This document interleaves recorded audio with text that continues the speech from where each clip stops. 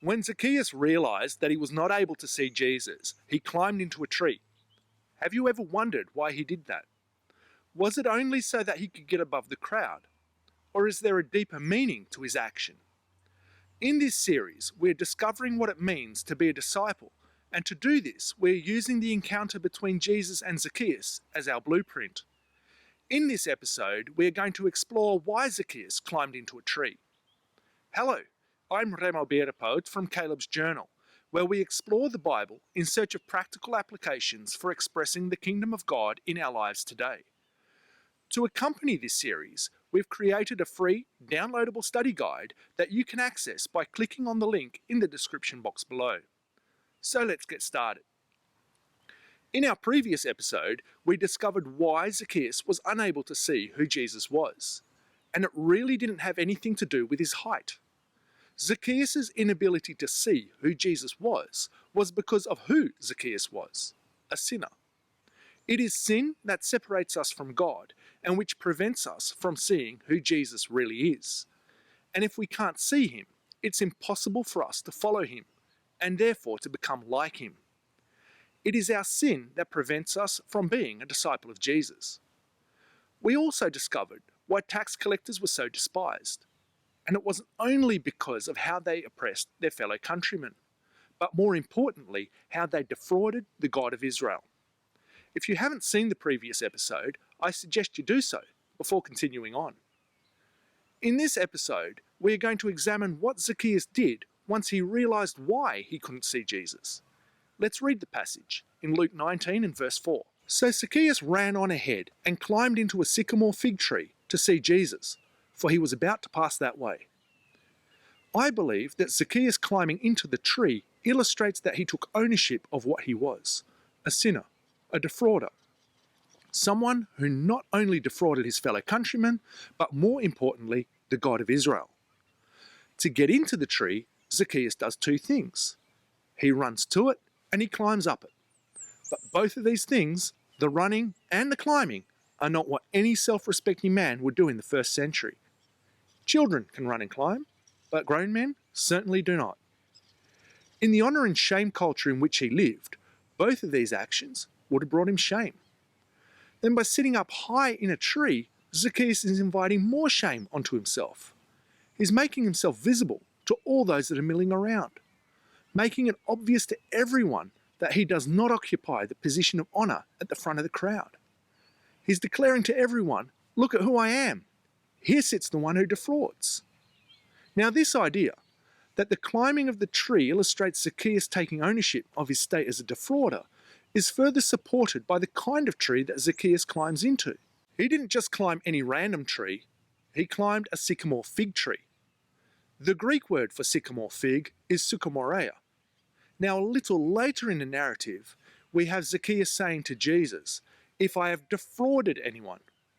The Greek word that is used here for defrauded is psychophanteo.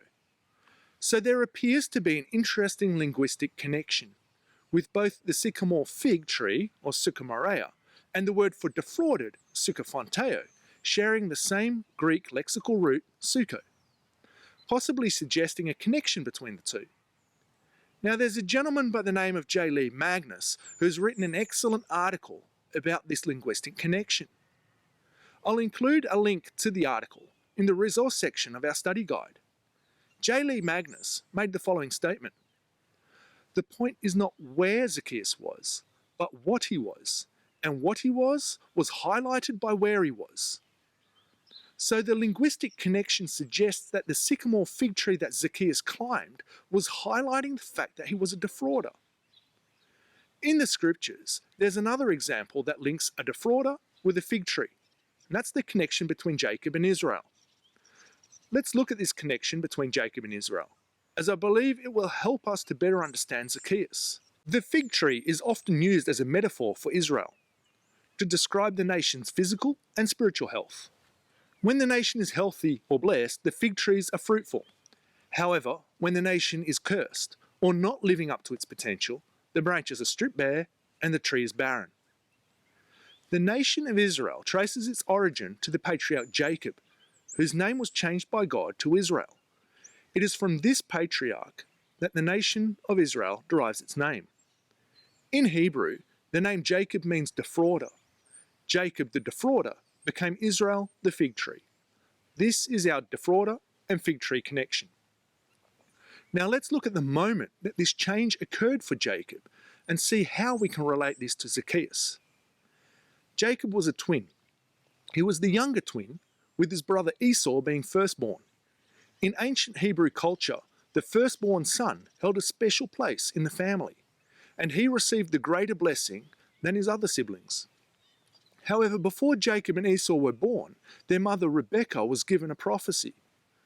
This prophecy is recorded in Genesis 25, verse 23, where the Lord said to Rebekah, "Two nations are in your womb, and two people from within you shall be divided. The one shall be stronger than the other. The older shall serve the younger."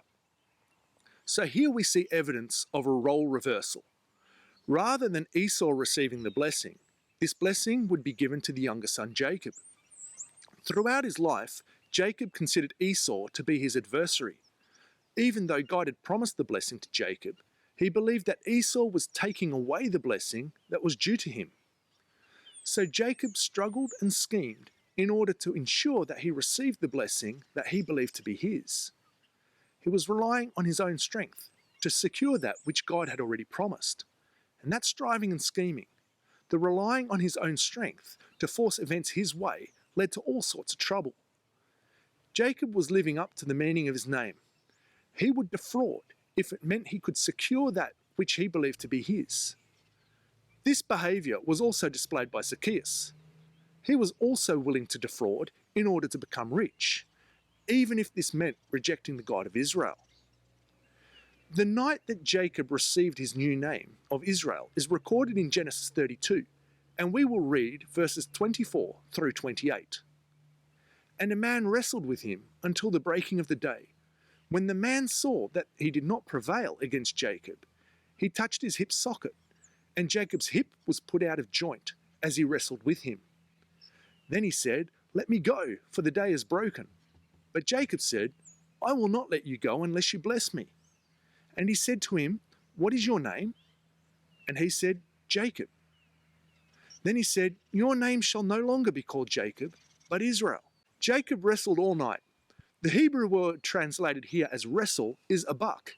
This is the same word, just with different vowel pointing as the word abak, meaning dust. It's what happens when you wrestle. You become covered in dust. In Hebrew thought, being covered in dust is symbolic of death. So as Jacob wrestles with the Lord, his old nature, that of a defrauder, is being put to death. At the end of his fight, Jacob will not let go. Something has changed in him. He recognizes that it isn't by his strength that his blessing is secured. Rather, it is God who secures it.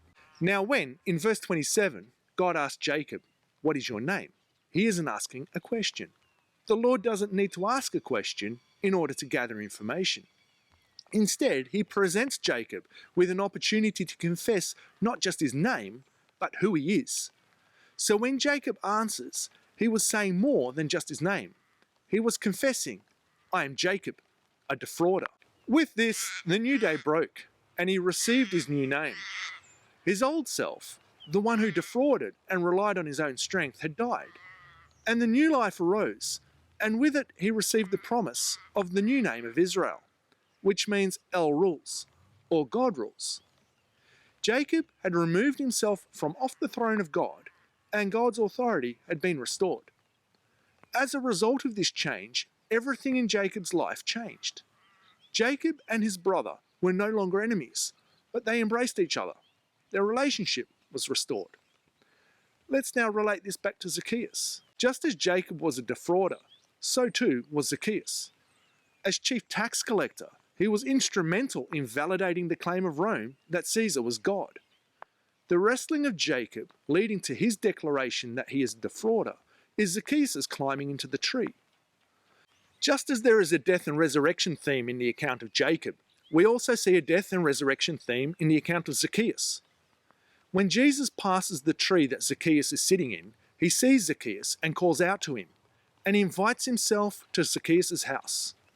This brings honour to Zacchaeus, but at the same time shame to the leaders of Jericho, who we see grumbling. So when Jesus arrives at the house of Zacchaeus, we can read between the lines that there will be the customary washing of the feet, which happens as you welcome your guest, and the sharing of a meal, most likely involving the breaking of bread and the drinking of wine. We have all the symbols here of the Passover, representing the death and the resurrection. Zacchaeus' old identity is put to death, and just as everything changed for Jacob, so everything changes for Zacchaeus.